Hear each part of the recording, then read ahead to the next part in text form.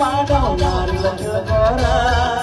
ಮಾಡಬೇಕು ಅನ್ಕೊಂಡಿದ್ನಿ ಮದುವೆಗೆ ತಕರಾರ